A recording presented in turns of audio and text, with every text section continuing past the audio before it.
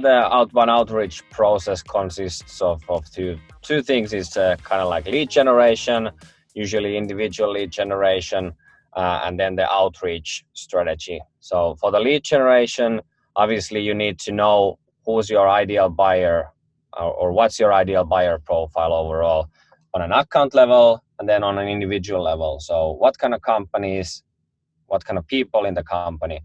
So when you know those two exactly based on your current customer base, hopefully, then you can build a targeted lead list using those metrics. You can buy a database, that's one thing, and then other softwares are out there where you can filter down with a bit more details like revenue levels, industry, what kind of technologies the company is using, for example, and that way kind of have a real accurate list of companies to go after. On top of that, you need to find the individuals from the companies or the teams.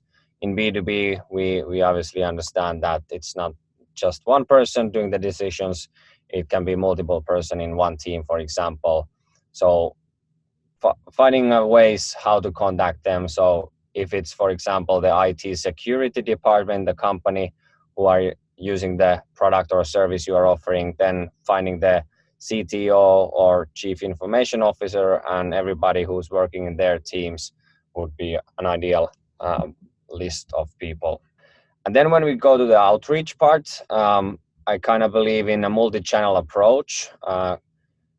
Outbound sales is usually referred to just cold calling, and that's basically it. But nowadays, obviously, the outreach consists of calling, emailing, and also social outreach in a different ways.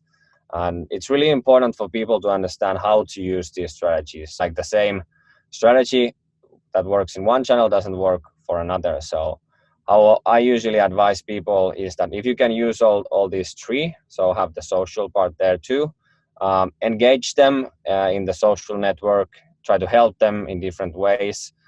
Don't try to sell anything there, just make your name recognizable for them so that the next time they might see your name somewhere, they have maybe a positive ideas in their head about you. Maybe nothing too much, but at least something that kind of reconciles with your name when it's mentioned. Then comes the email.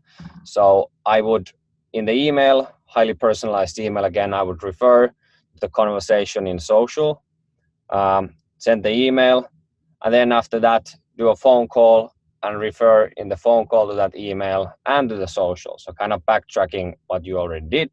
And that way, once you do the kind of cold outreach called before via phone, it's not that cold actually anymore because you have warmed up a bit the prospect, hopefully, that they at least recognize your name a bit and can be like, yeah, I saw your email, or yeah, I remember the comment in LinkedIn. Yeah, sure. What did you have in your mind? And then it's much more easier to start the conversation, even if it was a bit colder one to start with.